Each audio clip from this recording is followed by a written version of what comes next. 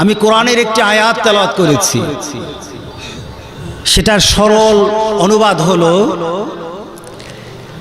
ওয়াল্লাযীনা জাউ মিন বাদিহিম ইয়াকুলুনা রাব্বানা ইগফির লানা ওয়া লিইখওয়ানিনা আল্লাযীনা সাবাকুনা বিল ঈমান।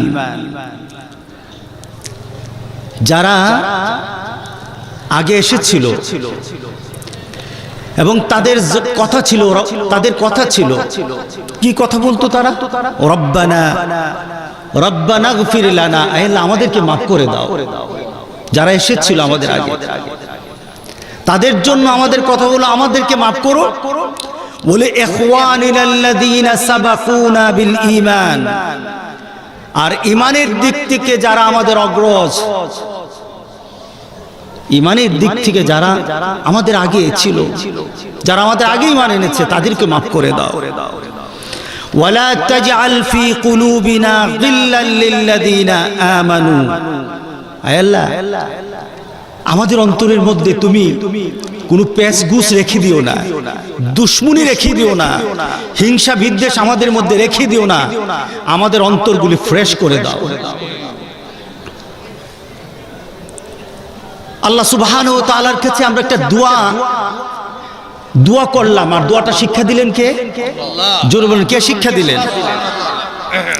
আল্লাহ সুবহানাহু ওয়া তাআলা আমাদের জন্য দোয়া শিক্ষা দিলেন মাগফিরাতের, আর আমাদের সাথে এক করে দিলেন গোটা জাতিকে, গোটা মুসলমান কওমকে, যে তোমরা শুধু নিজের জন্য দোয়া করে ক্ষান্ত হইও না, তোমাদের আগে যারা দুনিয়া থেকে চলে গেছে তাদের জন্য দোয়া করো।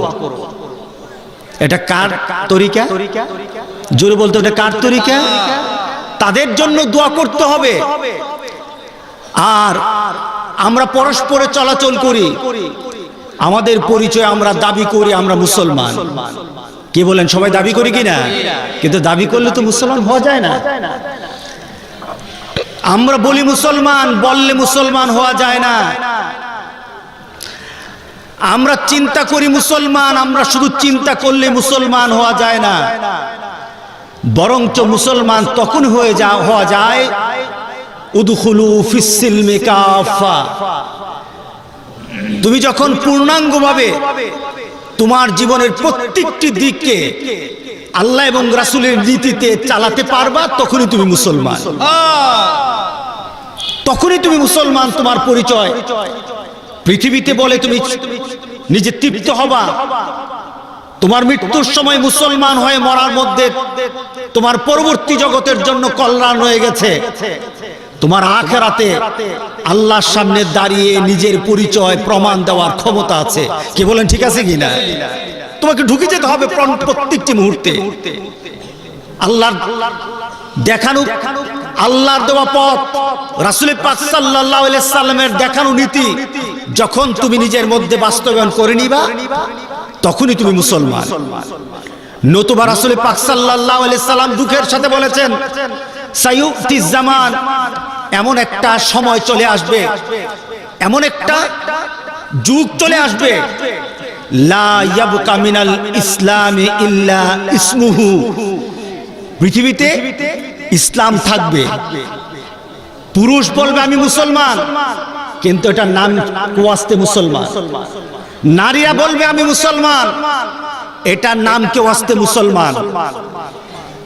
মুসলমান দাবি করবে সকল শ্রেণী থেকে, ক্ষমতায় যারা আছে তারাও বলবে মুসলমান, যারা ক্ষমতার বাইরে আছে তারাও বলবে মুসলমান, যারা স্টেজে বসে ওয়াজ করে তারাও বলবে মুসলমান। গোটা পৃথিবীর সবাই যখন বলবে মুসলমান মুসলমান, কিন্তু রাসূল পাক সাল্লাল্লাহু আলাইহি সাল্লাম বলছেন এমন একটা সময় চলে আসবে, মুখে বলবে মুসলমান কিন্তু মুসলমান খুঁজে পাওয়া যাবে না, মুসলমান খুঁজে পাওয়া যাবে না। মুসলমান তো তারাই হয় যারা তাদের জীবনকে, তাদের স্বপ্নকে, তাদের চিন্তা চেতনাকে তাদের মৃত্যুর পর থেকে জান্নাতে যাওয়ার আগ পর্যন্ত প্রত্যেকটি চিন্তা অবস্থানে আদর্শ বানিয়ে নেয় আমার আল্লাহর নীতি আর মুহাম্মদ সাল্লাল্লাহু আলাইহি সাল্লামের আদর্শ। এরাই মুসলমান, এরাই মুসলমান। রাসূল পাক সাল্লাল্লাহু আলাইহি সাল্লাম দুঃখের সাথে আরো বললেন যে একটা সমাজ চলে আসবে, ওই সমাজের মানুষের মধ্যে কোরআন থাকবে। কোরআনগুলি তখন একটা সামাজিক একটা নিয়ম নীতির কিতাব হিসেবে থাকবে। মসজিদগুলি থাকবে, মসজিদগুলির মধ্যে যেই ধরনের মানুষগুলি থাকা দরকার ছিল ওই ধরনের মানুষগুলি খুঁজে পাওয়া যাবে না, কিন্তু গোটা পৃথিবীর মধ্যে মুসলমান ভরে যাবে, গোটা পৃথিবীতে মুসলমান ভরে যাবে। রাসূল পাক সাল্লাল্লাহু আলাইহি সাল্লাম বলছেন, আমার উম্মতের মাঝে এমন একটা সময় চলে আসবে, উম্মতগুলি মানুষের সামনে রাখা খাদ্যের মতো হয়ে যাবে। কত মারাত্মক কথা! আমার উম্মতগুলি মানুষের সামনে যখন খাদ্যগুলি থাকে, অন্য মানুষ খাদ্যের সামনে বসা থাকা মানুষগুলি সে খাদ্যগুলি খেতে থাকে, সে তার খাদ্যগুলি যখন চাবায় সেখানে খাদ্যের টুকরাগুলি নিজেকে উৎসর্গ করে দেয়, একটা টু শব্দ করতে পারে না। কি বলেন? আপনি যখন আপনার সামনে যখন মুরগের পিস আছে, মুরগের পিসগুলি মেনুগুলি চলে আসে, খাসিগুলি চলে আসে, গরুগুলি চলে আসে, যখন মেনু করে আপনার সামনে তোলা হয়, আপনি গোস্তের টুকরাগুলি কামড় দেন, গোস্তের টুকরা কিন্তু কথা বলে না। কি বলেন? গোস্তের টুকরা কথা বলে না।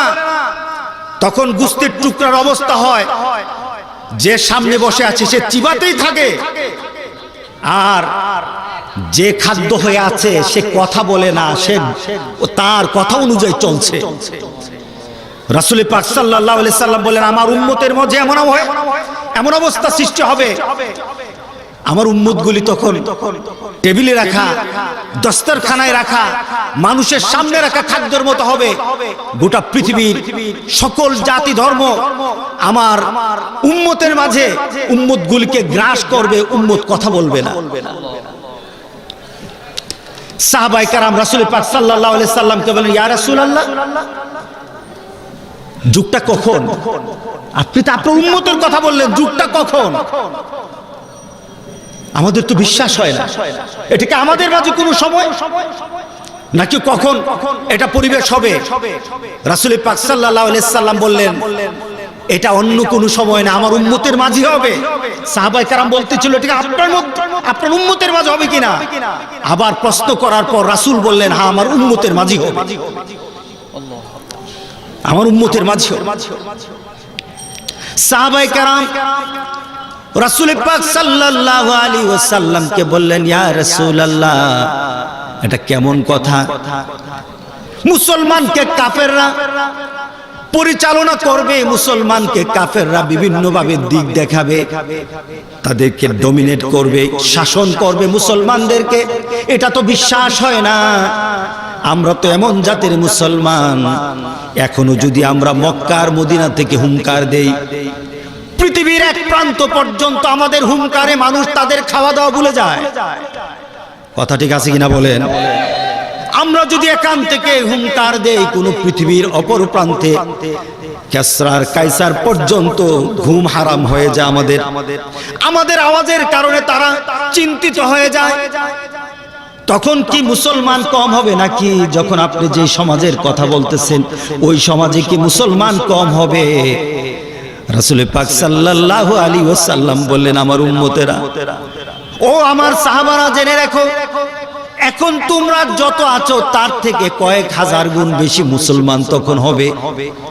কিন্তু তখন মুসলমান নামকে বাঁচতে হবে, কিন্তু মুসলমানের যে জৌলস ছিল, যে ঈমানের জজবা ছিল, সেটা আর থাকবে না।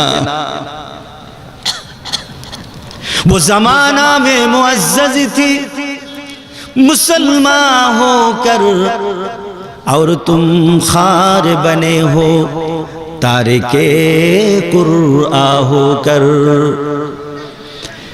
পৃথিবীকে নতুন একটা দিগন্ত দেখানোর ক্ষমতা মুসলমানের ছিল। একটা নতুন সূর্য উপহার দিয়েছে পৃথিবীকে মুসলমান। এই গোটা পৃথিবীকে মরা মানুষগুলিকে জীবিত করেছে। যেগুলি ছিল মরা, এগুলি জীবিত হয়ে গেছে। জীবিত হয়ে তারা মরেছে, মরা মরে নাই। কিন্তু আজ পৃথিবীতে মনে হয় যেন মুসলমান সব মরে গেছে, কাফেররা বুধ আবার জীবন লাভ করছে। কি বলেন? তার পিছনে একটা চক্রান্ত, আমি বেশিক্ষণ কথা বলবো না। তার পিছনে একটা চক্রান্ত হলো, গোটা পৃথিবীর ইহুদি খ্রিস্টানরা আমাদেরকে স্টাডি করেছে। গোটা পৃথিবীর ইহুদি খ্রিস্টানরা আমাদের এলেম, আমল, চিন্তা চেতনা, আমাদের ভাবনা, আমাদের আকর্ষণ সবকিছু তারা ট্রেস আউট করেছে, তারা বের করেছে। তারা বের করে দেখেছে মুসলমানের সাথে যতক্ষণ পর্যন্ত ঈমান সঠিক থাকবে আর ঐক্য থাকবে, মুসলমানকে ধ্বংস করা যাবে না। কথা ঠিক আছে কিনা বলেন? ঈমান যতদিন ঠিক থাকবে আর ঐক্য থাকবে, মুসলমানের কাছে দাঁড়ানো যাবে না। ভাগ করো, ভাগ করো, ডিভাইড এন্ড রুল, ভাগ করো আর তাদের মাঝে বিশৃঙ্খলা সৃষ্টি করে দাও। ইহুদি খ্রিস্টানরা তখন তারা চিন্তা করলো কিভাবে মুসলমানদেরকে ভাগ করা যায়, ঐক্য কিভাবে নষ্ট করা যায়।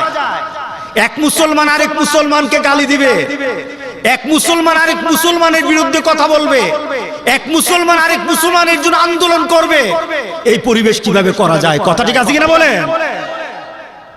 বলেন তো দেখি, বর্তমানে আমাদের ঐক্য বেশি নাকি আমাদের মধ্যে বিভক্ত বেশি? কয়টা? হ্যাঁ, এক গ্রামেই তো কত ভাগ হয়ে যায়। আমরা মসজিদ মসজিদ পর্যন্ত এখন আলাদা হচ্ছে। কথা ঠিক আছে কিনা বলেন? কেউই বলে এই মসজিদে নামাজ হয় না, কেউই বলে এই মসজিদে সঠিক পন্থায় নামাজ হয় না, কেউই বলে দাঁড়ানো যাবে না, কেউই বলে এই করা যাবে না। কি বলেন? মসজিদে চলে আসছে কিনা? মসজিদের বাইরে যায়, সে এই দল, উনি এই দল, সেই দরবার, উনি এই দরবার, সেই চিন্তাধারার, উনি চিন্তাধারার। একজন আরেকজনের চেহারা পর্যন্ত দেখতে চায় না। কথা ঠিক আছে কিনা বলেন? গোটা পৃথিবী ডিভাইড করা হচ্ছে, ডিভাইড করে দেওয়া হচ্ছে। আল্লাহর কসম, আল্লাহর বিধানে, আল্লাহর কোরআনে যেমন নামাজকে ফরজ করা হয়েছে, ঐক্যকে ফরজ করা হয়েছে। ঠিক না? উলামায়ে কেরাম বলেন, আমার মনে আছে ঢাকাতে ইত্তেহাদুল উম্মার বাংলাদেশের সকল যারা এই বাংলাদেশের ইসলামের জন্য যারা কথা বলে, উলামায়ে কেরাম থেকে আরম্ভ করে সবাই ছিল স্টেজে। আমার আব্বা একটা শুধু 2-3 মিনিটের একটা কথা বলেছিলেন যে দুনিয়াতে পার পাওয়া যাবে না, আল্লাহর সামনে দাঁড়ানো যাবে না যতক্ষণ পর্যন্ত মুসলমান এক না হবে। আর ওই একের জন্য একটা কথাই ঘোষণা দিতে হবে, লা ইলাহা ইল্লাল্লাহ। এই ঘোষণাতে এক হয়ে যেতে হবে, কারণ আল্লাহ সুবহানাহু ওয়া তাআলা একবার করেছেন আদেশ, আরেকবার করেছেন নিষেধ। আপনি কোন দিকে যাবেন? আল্লাহ একবার বলেছেন আদেশ, ওয়াতাসিমু, এটা আমার অর্ডার দেওয়া হয়েছে, আলাদা হওয়া যাবে না। তুমি এক দরবারের মুরিদ আরেক দরবারকে খালি গালি দিতে পারবে না, খারাপ বলতে পারবে না। কথা ঠিক আছে কিনা? তুমি আহলে হাদিস, আরেকজন হানাফি, বলবা যে হানাফির নামাজি হয় না, আবার হানাফিরা বলবে আহলে হাদিস উল্টা পাল্টা করতেছে, ভেজাল লাগাইতেছে। কি বলেন? হচ্ছে কিনা সমাজে? তুমি তাফরিকি করার ক্ষমতা রাখো না।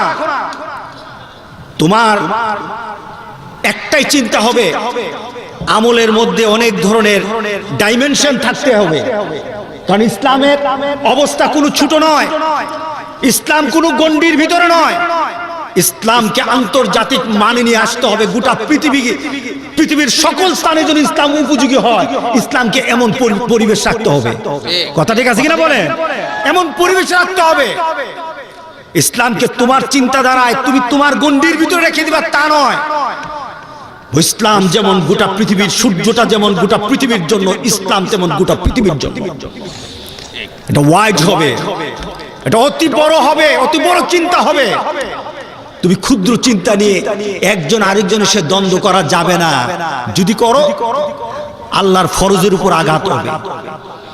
আমাদের তো অবস্থা, আল্লাহ বলেন দোয়া কর, তোর মুসলমান ভাইয়ের জন্য দোয়া কর, নিজের জন্য যেমন দোয়া রব্বানা গফির লানা, আল্লাহ আমাকে মাফ করে দাও, ওয়ালি ইখওয়ানিল্লাযীনা সাবাকুনা বিল ঈমান, যারা ঈমানের সাথে যারা আগে প্রতিষ্ঠিত ছিল তাদেরকে তুমি মাফ করে দাও। দোয়াটা শিখাইছে কে? আল্লাহ। জোরে দোয়াটা কে শিখিয়েছে? দোয়াটা কি অন্য কোন জাতিরে শিখাইছে নাকি মুসলমানগুলো শিখাইছে?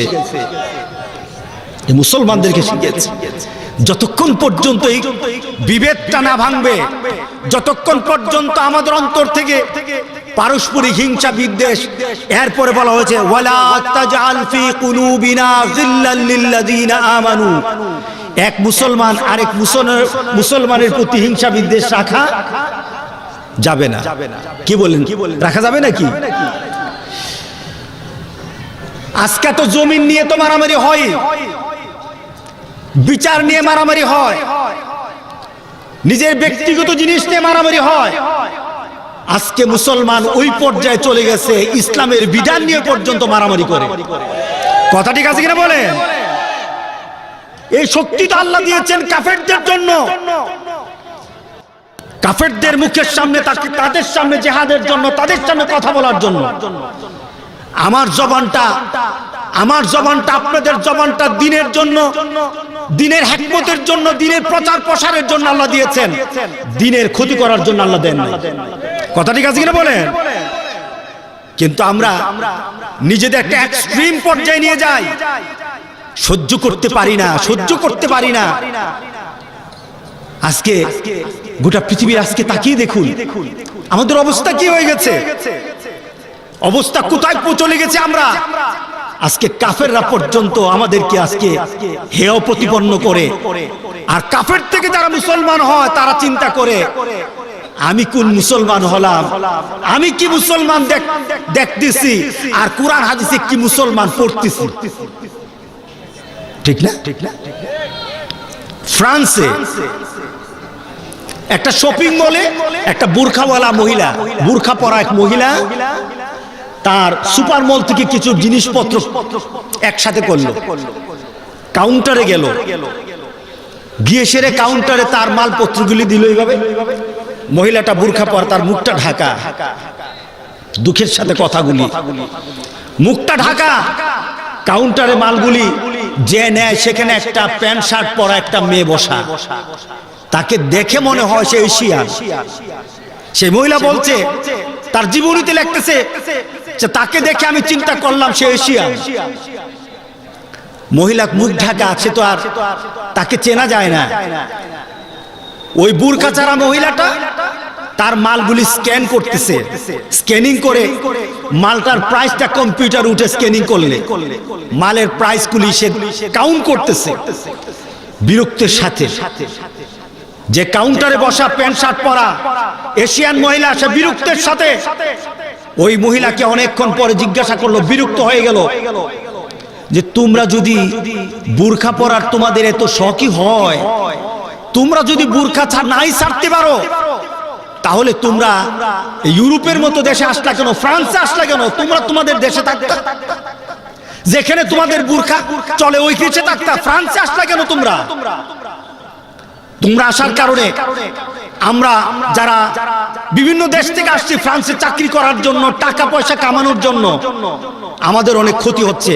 তোমাদের জন্য আমরা বের হতে পারি না, পুলিশ ধরে আমাদেরকে, বুরখার কারণে আমরা লজ্জিত হই, মুসলমান হিসেবে আমরা লজ্জিত হই। তোমরা কেন আমাদেরকে লজ্জিত করো? বুরখা যদি পড়তে হয় অন্য দেশে গিয়ে পড়ো, ফ্রান্সে পড়ো কেন? মেয়েটা কি মুসলমান, এশিয়ান মুসলমান, যে কাউন্টারে বসা, জন্মগত মুসলমান, তার বাপদাদা 14 গোষ্ঠী মুসলমান। সে শুধু মুসলমান শুধু দাবি করে না, নামাজ পড়ে না, রোজা রাখে না, পর্দা করে না, হালাল ভাবে চলে না, সুদ খায়, ঘুষ খায়, এরপরে মরার সময় বলে বিসমিল্লাহি ওয়া আলা মিল্লাতি রাসূলিল্লাহ। কথা ঠিক আছে কিনা বলেন?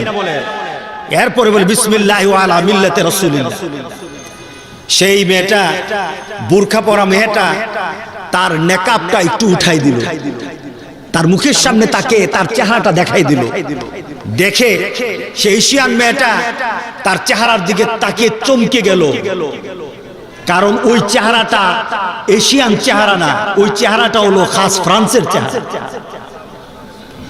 অর্থাৎ তার বাপদাদা 14 গোষ্ঠী ফ্রান্স, ফ্রান্সের নাগরিক, সে জন্মসূত্রে ফ্রান্সের নাগরিক।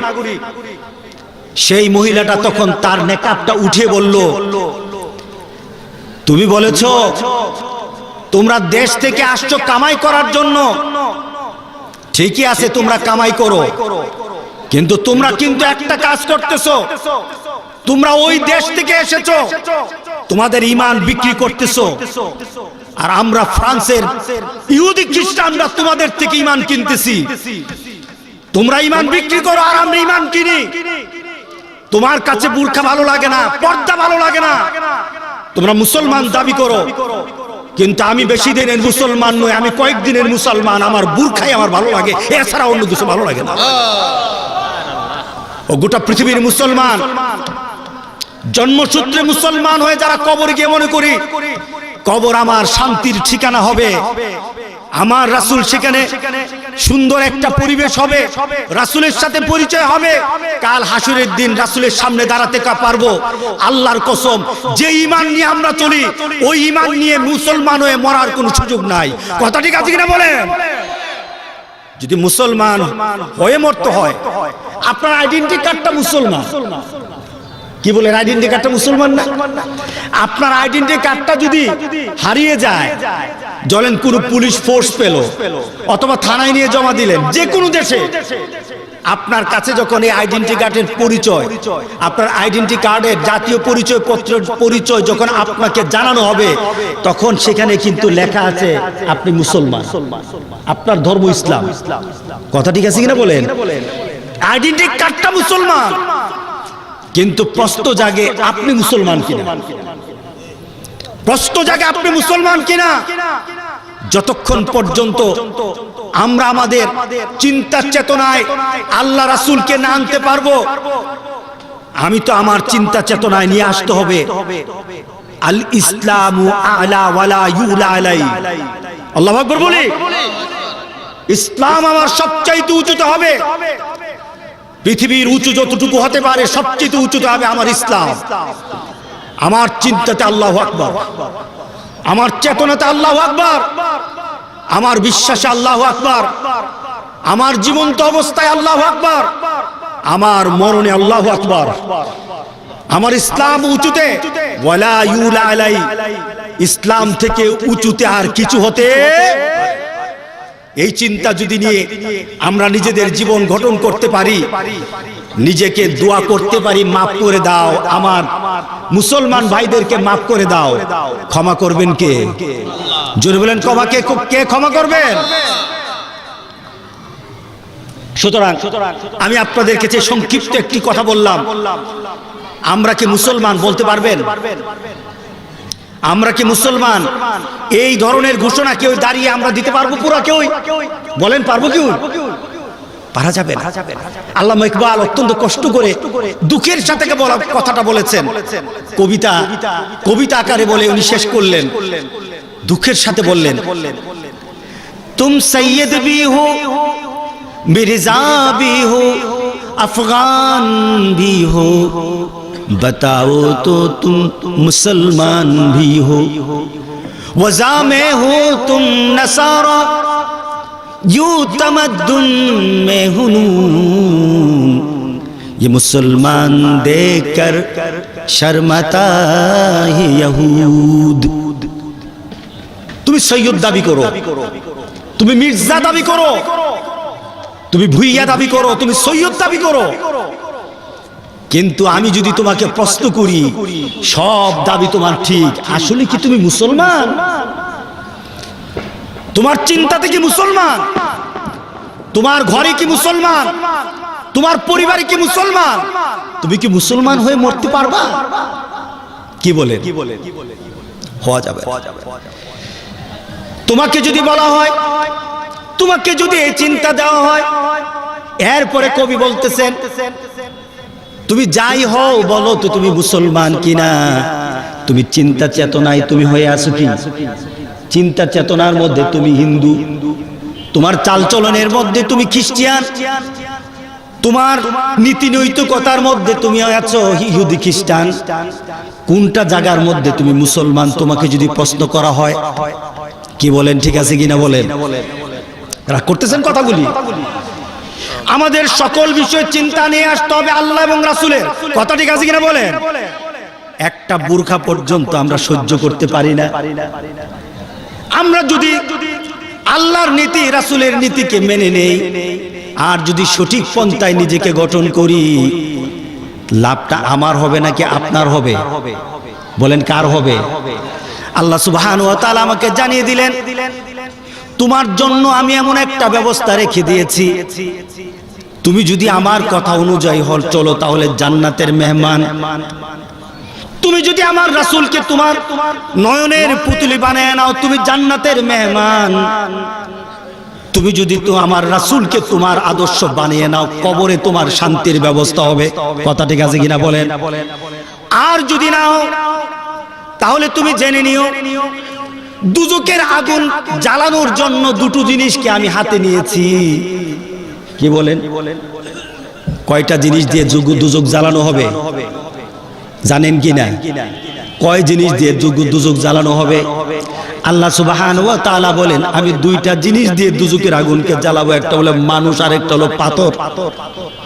দুটো জিনিসকে আমি দুজককে উত্তপ্ত করার জন্য আমি দুটো জিনিসকে রেখেছি। নিজেকে প্রশ্ন করি, আমি কি জান্নাতে যাব আর নাকি দুজকের লাকড়ি হব? আমি কি দুজকের লাকড়ি হব কিনা? কি বলেন, রাজি আছেন দুজকের লাকড়ি হতে? কেউ রাজি আছেন? আমরা দুজকের লাকড়ি হব না, আমরা জান্নাতের মেহমান হব। সবাই রাজি আছি তো? যদি রাজি থাকি তাহলে আজকে থেকে একটা ঘোষণা দেই, সবাই আমরা একটা ঘোষণা দিই, নামাজ আর ছাড়বো না। রাজি আছি সবাই? রাসূলের প্রথম দাওয়াত ছিল কোনটা? বলেন রাসূলের, ওয়া'মুর আহলাকা বিসসালাত। হে মুহাম্মদ সাল্লাল্লাহু আলাইহি ওয়াসাল্লাম, আপনার পরিবারকে নামাজ আদেশ করেন, নামাজ শিক্ষা দেন। সুতরাং আমাদের ঈমান তখনই বেঁচে থাকবে যখন আমাদের সাথে নামাজ থাকবে। কি বলেন, রাজি আছে কিনা বলেন? ধাপে ধাপে অগ্রসর হয়ে আমরা চূড়ান্ত মৌতের মুহূর্তে যেন ঈমানটা নিয়ে মরতে পারি। রাসূল বলেছেন, যে ব্যক্তি তার জীবনে ইউসাব্বিতুল্লাহুল্লাযীনা আমানু বিল কাউলিস সাবিত ফিল হায়াতিদ দুনিয়া ওয়া ফিল আখিরা, দুনিয়াতে যার একটু একটু করে কোরআন চলে আসবে, মৌতের সময় ওই কোরআনের নীতিতেই তার মৌত হয়ে যাবে। শুধু তাই নয়, আল্লাহ সুবহানাহু ওয়া তাআলা আমাদেরকে ঘোষণা দিচ্ছেন, মৌতটা যাদের কোরআনের নীতিতে হবে, আখিরাতটাও কোরআনের সাথে হয়ে যাবে, তাদের জন্য আল্লাহ সুবহানাহু ওয়া তাআলার ঘোষণা হবে সালামুন সালাম। সবাই রাজি আছি তো? আমরা নামাজ আদায় করব, সবাই রাজি? আল্লাহ আমাদের সবাইকে তৌফিক দান করুক। কথাগুলি এই কারণে বললাম, গোটা পৃথিবীতে আমরা সেই রাসূল পাক সাল্লাল্লাহু আলাইহি সাল্লামের হাদিসের মতো হয়ে গেছি। আজকে আমাদের নিয়ম নীতিকে গোটা পৃথিবী কলঙ্কিত করে। আমি অনেকদিন আগে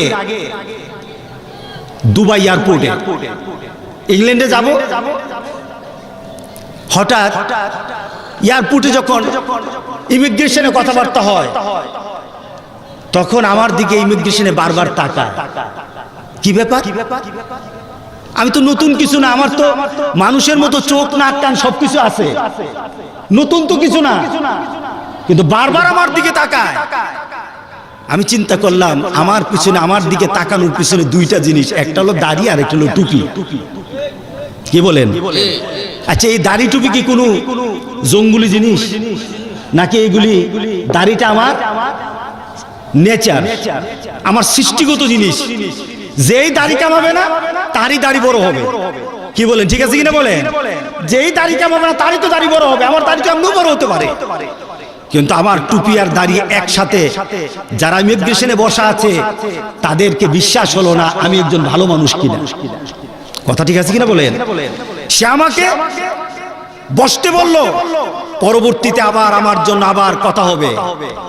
কিন্তু ঠিক ওই লাইনে একজন শিখ দাঁড়ানো ছিল, তারও দাঁড়িয়ে আছে, আমার তো টুপি, তার তো 1 ডিগ্রি বেশি পাগড়ি আছে। তার পাগড়ি কি ডিজাইন করা পাগড়ি না, কি রঙের পাগড়ি? দেখলাম তাকে কিচ্ছু জিজ্ঞাসা করলো না, কিন্তু আমাকে বারবার জিজ্ঞাসা করে, অর্থাৎ তাকে সে আমাকে বিশ্বাস করতে পারলো না যে আমি একজন ভালো মানুষ কিনা। কি বলেন? আমাদের অবস্থানটা তা না? গত কয়েকদিন আগে সৌদি আরব থেকে আমার একটা ছাত্র আমাকে ফোন দিল, হুজুর চাকরি পাই না, হুজুর চাকরি পাই না, সৌদি আরবে চাকরি পাই না হুজুর।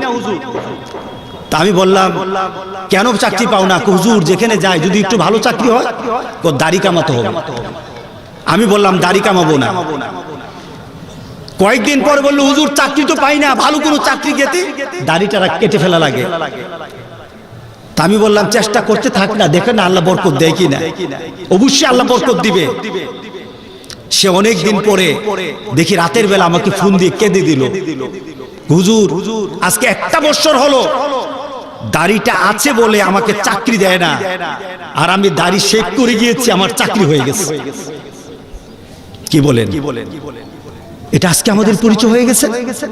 আমরাই আমাদের দুশমন হয়ে গেছি, আমরা ইসলামের বিরুদ্ধে চলে গেছি। দাড়িওয়ালাকে আমরা পছন্দ করি না, দাড়িহীনদেরকে পছন্দ করি। কথা ঠিক আছে কিনা বলেন?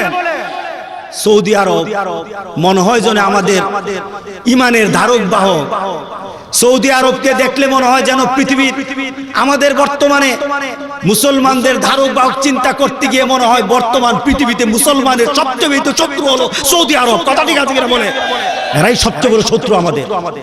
আজকে হয়ে গেছে সব, পৃথিবীতে দাঁড়ানোর সুযোগ নাই। আমি কোরআনের আয়াতের সেই কথায় চলে আসি, চলুন বিভেদ ভেঙে যায়, বিভেদকে ভাঙি। আপনি কোন তরিকায় নামাজ পড়েন? আহলে হাদিস ভাইদেরকে বলি, আপনারা কিন্তু একটা ভুল করতেছেন এই সমাজের মুসলমানদের মাঝে, আমাদের মাঝে ভাই ভাই, আমাদের পরিবারে পরিবারে, সমাজে সমাজে বিভ্রান্ত সৃষ্টি করছেন। কথা ঠিক আছে কিনা বলেন? এখন ভাগ হতে হতে 100 বছরের তাবলীগ এখন ভাগ হয়ে গেছে। আর কত ভাগ দেখবেন? ভাগ হতে হতে সব ভাগ। আজকে সবাইকে বলি, চলুন আল্লাহর সে আওয়াজে এক হয়ে যায়। কোন দল করেন আমার দরকার নাই, শুধু একটা কথাতে এক হয়ে যায়, লা ইলাহা ইল্লাল্লাহ। রাগ করছেন কথাগুলি? আমি তো পীরের স্টাইলে কথা বলতে পারতাম, আমি তো আপনার রক্তের কথা বলার দরকার নাই, মরার পরের কথা বলতে পারতাম। আমি বিশ্বাস করি আমার আল্লাহর ওই নীতিতে, দুনিয়াতে যার আল্লাহ রাসূল নাই, আখিরাতে তার আল্লাহ রাসূল হবে না। এই নীতি আমি জানি, বিশ্বাস করি, আমার বাবা বিশ্বাস করে মরেছে। সুতরাং ওই নীতিতে যদি ধারণ করতে না পারি, আখিরাত আমার ভালো হবে না। এর জন্য কথাগুলি বলেছি। আমাকে বুঝার তৌফিক দেখ, আপনাদেরকে বুঝার তৌফিক দেখ। জোরে বলেন আল্লাহুম্মা আমিন। আমরা গালাগালি করব না, রাজি আছি সবাই? সবাই রাজি আছি? গালাগালি করব না, হিংসা বিদ্বেষ করব না, একজন আরেকজনের বিরুদ্ধে কোন ধরনের কুৎসা রটনা করব না। আমরা সবাই ভাই ভাই হয়ে যাব। কুনু মা'আস সাদিকিন, কুনু ইবাদাল্লাহ। আমরা এক আল্লাহর বান্দা হয়ে যাব। আল্লাহ যেন আমাদের সবাইকে এইভাবে এক করে দেন, এক হয়ে যেন মিল্লাতুন ওয়াহিদ হয়ে যেন কবরে যেতে পারি। এই দোয়া চাই, দোয়া করি। সবার কাছে আহ্বান রেখে আমি আমার কথাগুলি শেষ করলাম। হাযা মা ইনদি ওয়াল ইলমু ইনদাল্লাহ আলাইহি তাওয়াক্কালতু ওয়া ইলাইহি